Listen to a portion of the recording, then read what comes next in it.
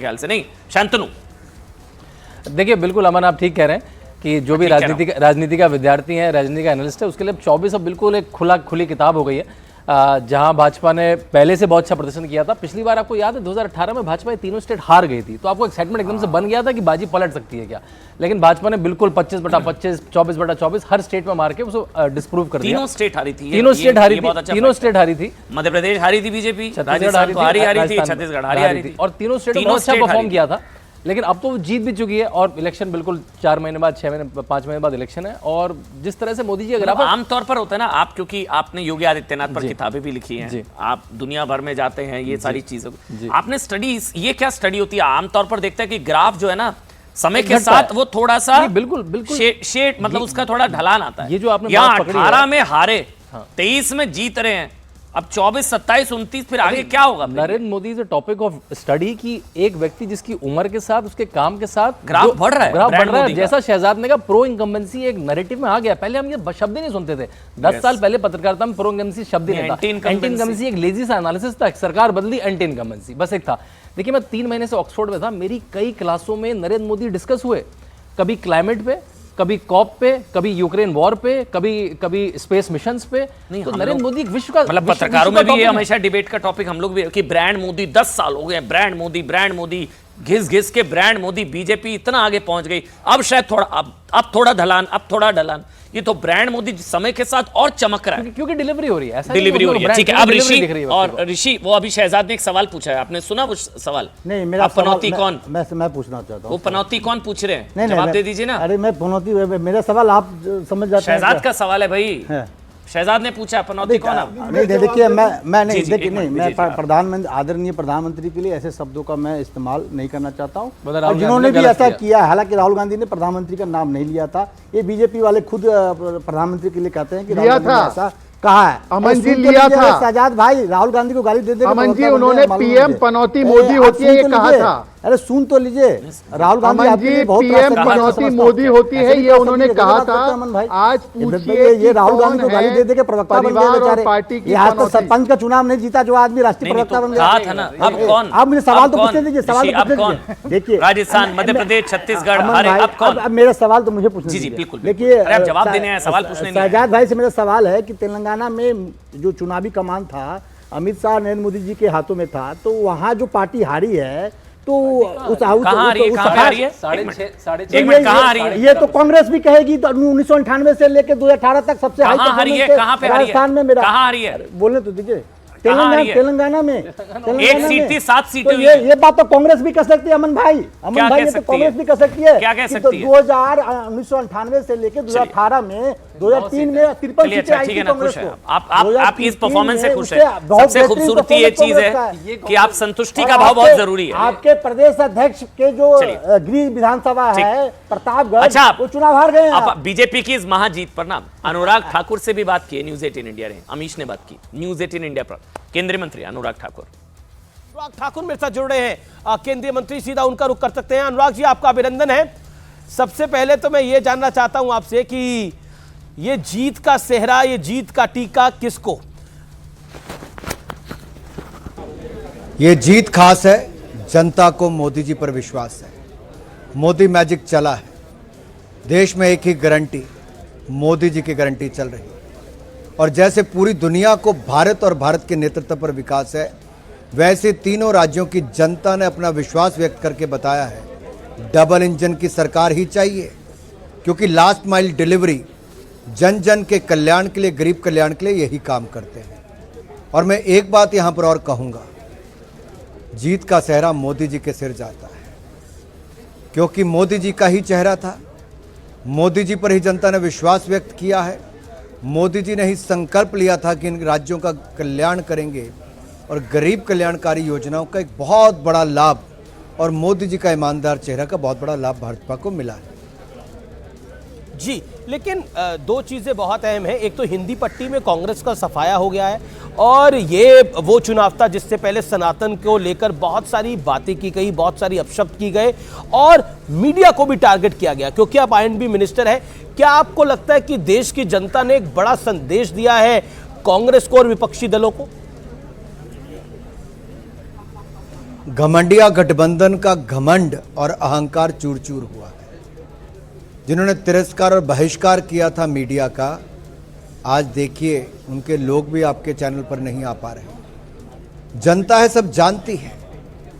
और मैं एक बात जरूर कहूंगा, इन्होंने जहां जहां झूठे वायदे और दावे किए वहां साफ हो गए। महादेव ऐप घोटाला किया, महादेव का श्राप कांग्रेस साफ। गौठान घोटाला किया, गौ मां का श्राप कांग्रेस साफ। गंगा जल की झूठी सौगंध खाकर कहा था शराब मुक्त छत्तीसगढ़ करेंगे, मां गंगा का श्राप कांग्रेस साफ। गरीबों को लूटा और झूठे वायदे किए, गरीबों का श्राप कांग्रेस साफ। तो कांग्रेस को मैं इतना ही कहूंगा, ये घमंडिया गठबंधन का घमंड तो टूट गया। अब इंडी गठबंधन के सामने ये स्पष्ट हो गया है जो हम उस समय भी कहते थे, ना नेता है, ना नीति है और नीयत में भी खोट है। और पूरे चुनाव में आपने देखा होगा अमित जी, ना सुर था, ना ताल था, अपनी डफली अपना राग था और इनका कहीं तालमेल नहीं था। आज दरकिनार करके बैठे हैं, जनता ने इनको नकार दिया है। लेकिन हमने पहले सनातन का विरोध देखा, अब हम देख रहे हैं प्रवीण चक्रवर्ती हैं, कांग्रेस के स्ट्रैटेजिस्ट हैं, उन्होंने ट्वीट करा है नॉर्थ वर्सेस साउथ की बात लाइन ले रहे हैं। क्या आपको लगता है साउथ में तेलंगाना में कांग्रेस की अच्छी जीत हो रही है, 70 सीटों वाली जीत हो रही है, बड़ी जीत हो रही है, लेकिन नॉर्थ वर्सेस साउथ का डिवाइड लेके आना क्या आपको लगता है वाजिब है अनुराग? अमित जी, इसमें नया क्या है? कांग्रेस की शुरू से राजनीति वही रही जो अंग्रेज करके गए, बांटो और राज करो। ये जाति धर्म संप्रदाय के नाम पर बांटते रहे, क्षेत्र के नाम पर बांटते रहे, अब उत्तर और दक्षिण के नाम पर बांटेंगे। इनका काम ही बांटने का है और हम सबका काम है, भारतीय जनता पार्टी का, एनडीए का, कि सबको जोड़ के चलना है। हम सबका साथ सबका विकास की बात करते हैं और ये लोग ये जाति को लेकर आते हैं अपने घोषणा पत्र में, लेकिन जनता ने इनको करारा जवाब दिया है। जनता विकास चाहती है, सुशासन चाहती है और नरेंद्र मोदी जी ने ठीक कहा कि उनके लिए युवा, किसान, महिला और गरीब यही जातियां हैं और उनके कल्याण के लिए मोदी जी ने लगातार काम किया है। जी, लेकिन क्या आपको लगता है कि ये जो नॉर्थ वर्सेस साउथ की बात करने का प्रयास हुआ है ये हानिकारक है देश के लिए? क्योंकि साउथ हो, नॉर्थ हो, मध्य भारत हो, ईस्टर्न भारत हो, है तो पूरा देश ही। देखिए, ये जितना मर्जी प्रयास कर ले जी, जाति धर्म संप्रदाय क्षेत्र के नाम पे देश को बांटने का प्रयास करें, ये कांग्रेस करेगी बार बार, कुछ प्राप्त नहीं होगा। देश की जनता बहुत समझदार है, बहुत भली भांति जानती है कि क्या करना है। चलिए, अब जीत तो आप लोगों की आसान होगी, लेकिन मुख्यमंत्री को चुनना थोड़ा मुश्किल होगा तीनों राज्यों के अंदर। मध्य प्रदेश में तो क्या शिवराज जी आएंगे, राजस्थान में कौन किसको लाएंगे, छत्तीसगढ़ को लेकर तो अभी काफी सारी अटकलें लगाई जा रही है। इस पर आप कुछ कहना चाहते हैं? आप बिल्कुल चिंता ना करें अमित जी, ये जिम्मेदारी हम पर छोड़ दीजिए, हमारे विधायकों पर, पार्टी के नेता पर छोड़ दीजिए। जनता की अपेक्षा के अनुसार ही हम लोग ऐसे मुख्यमंत्री बनाएंगे जो संकल्प जो लिया है उसको पूरा कर सके। एक सवाल, राहुल गांधी का मैजिक क्या आपको लगता है तेलंगाना में चल गया है? और भारत, कांग्रेस कह रही है कि भारत जोड़ो यात्रा का ये जादू था जो कांग्रेस को 70 सीटें मिल रही हैं तेलंगाना में। अगर आप तेलंगाना में भी देखेंगे, भारतीय जनता पार्टी का वोट शेयर 7 से बढ़ के सीधा 15% पे हुआ जी। वातावरण तेलंगाना में भारतीय जनता पार्टी ने ही बीआरएस के खिलाफ खड़ा किया, उनके भ्रष्टाचार परिवारवाद को उजागर किया, बेनकाब किया। ये सच्चाई है कि हमारा वोट बैंक दुगने से ज़्यादा हुआ है। सीटें हमारी एक थी, उससे बहुत बढ़कर कई गुना ज़्यादा बढ़ रही हैं। लेकिन जो बात आती है सरकार बनाने की, वो कहीं ना कहीं उस जो एक वैक्यूम था उसका लाभ कांग्रेस को मिला है। लेकिन मैं इतना ही कहूँगा, अगर एक जीत वो देश को बांटने का रास्ता दिखा रही है तो इससे बड़ा दुर्भाग्य क्या होगा। ये जीत इसलिए नहीं कि आप देश को बांटने पे चल पड़ो।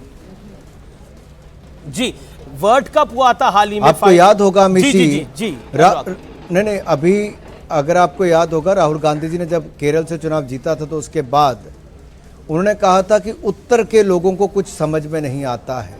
उनकी सोच टिप्पणी उन्होंने उस समय भी की थी। जिस अमेठी से वो कई वर्षों तक जीत कर आते रहे, उन्हीं को नीचा दिखाने का हर संभव प्रयास किया। और कितना नीचा दिखाओगे उत्तर को, और कितना नीचे दिखाओगे हिंदी भाषी लोगों को, और कितना नीचा दिखाओगे और देश को बांटने का प्रयास करोगे। ये बांटो और राज करो की राजनीति नहीं चलेगी। 2024 में 2019 से बड़ी जीत भारतीय जनता पार्टी की होगी। कहीं ऐसा तो नहीं है कि 24 को लेकर आप ओवर कॉन्फिडेंट हो जाएंगे? आपको याद होगा 2004 से पहले 2003 में बीजेपी तीनों राज्य जीती थी, लेकिन 4 में अटल जी की सरकार चली गई थी। क्या वो ओवर कॉन्फिडेंस तो नहीं दिख रहा? क्योंकि मैं कई नेताओं को, कई मंत्रियों को सुन चुका हूं कि अब की बार 400 हम पार करने जा रहे हैं। कहीं ये ओवर कॉन्फिडेंस तो नहीं है? कहीं भारी ना पड़ जाए 24 में? हम हर चुनाव को बड़ी गंभीरता से लेते हैं, लड़ते हैं, जमीन पर मेहनत करते हैं और चुनकर आने के बाद किए गए वायदों को पूरा करते हैं। ये कोई अहंकार नहीं, मैंने यही कहा कि 2024 की जीत और बड़ी हो, सुनिश्चित करने वाली हो। जनता क्योंकि डबल इंजन की सरकार चाहती है, इसीलिए राज्यों में बना दी है, अब केंद्र में भी बनाएगी। पिछली बार 2018 में इन 5 राज्यों में हम नहीं जीत पाए थे, तो पिछले 5 वर्षों में जनता ने देखा कितना नुकसान हुआ। अब की बार जनता ने भरपाई कर दी है राज्यों में। 5 महीनों बाद केंद्र में भी रिकॉर्ड जीत दर्ज कराएगी और मोदी जी को नेता चुनकर देश को और आगे बढ़ाकर, जो 10वें नंबर से 5वें नंबर की अर्थव्यवस्था बनाया, जिन्होंने 13 करोड़ गरीबों को गरीबी रेखा से बाहर निकालने का काम किया, जिन्होंने गरीब कल्याण के लिए ढेरों योजनाएं चलाई, फिर एक बार मोदी सरकार जरूर बनाएगी। One final question. World cup का फाइनल मैच था और भारत उस मैच को हार गया था और राहुल गांधी ने उसके बाद कुछ बोला था, मैं उसको दोहराना नहीं चाहता। क्या आपको लगता है क्या जनता ने एक मैसेज दिया है, एक संदेश दिया है? देखिए, जितना कीचड़ कांग्रेस ने जब जब उछाला उतना कमल खिला है। मोदी जी पर जितने अपशब्द और जितने बाण फेंके हैं, मोदी जी उतने निखर कर आए। जनता इसको स्वीकार नहीं करती कि उनके द्वारा चुने गए नेता पर इतने घटिया शब्दों का प्रयोग किया जाए। आप गुजरात से लेकर देश के चुनाव तक कभी भी ले लीजिए, जब जब कांग्रेस ने हल्कापन दिखाया, निचले स्तर की राजनीति की, अपशब्द बोले, तब तब जनता ने ही जवाब दिया। मोदी जी को कुछ नहीं कहना पड़ा। तो कांग्रेस जितना नीचे गिरेगी, जितने घटिया शब्दों का उपयोग करेगी, मोदी जी उतने ही निखर कर आएंगे, कमल उतना ही खिलता जाएगा। तो आज अनुराग ठाकुर, आप कौन सी मिठाई खिला रहे हैं सबको? जलेबी खिला रहे हैं, गुलाब जामुन खिला रहे हैं, या लड्डू खिला रहे हैं? मैं तो आपका इंतजार कर रहा हूं। आपने इतना मेहनत की, आपने पूरे चुनाव को कवर करने में। जब आप स्टूडियो से फ्री होंगे तो निश्चित तौर पर मुंह मीठा आपका भी करवाएंगे। और यहाँ पर आपके जितने अनूप जी से लेकर बाकी साथी हमारे साथ खड़े हैं जी, इन सब के साथ लड्डू भी चल रहे हैं और जलेबी भी चल रही है। थोड़ा आप दूरी पर, आप बड़े फिटनेस हम लोग फिजिकली करते हैं कि नहीं खा रहे? कुछ जलेबी खा रहे हैं, नहीं खा रहे आप? मैं बहुत मीठा खाता हूँ, मैं कोई उसमें संकोच नहीं करता। और मुझे देसी मिठाई सबसे अच्छी लगती है, चाहे बर्फी है, लड्डू है, जलेबी है, बहुत अच्छा लगता है। और जब इतनी बड़ी जीत है तो हर तरह के मिठाई तो खाना बनता ही है। चलिए अनुराग जी, बहुत बहुत शुक्रिया आपका हमारे साथ जुड़ने के लिए और आपको बहुत बहुत शुभकामनाएं एक बार फिर से इस भव्य जीत के लिए, धन्यवाद अमीश जी, बहुत बड़ी जीत के लिए बहुत बहुत शुक्रिया।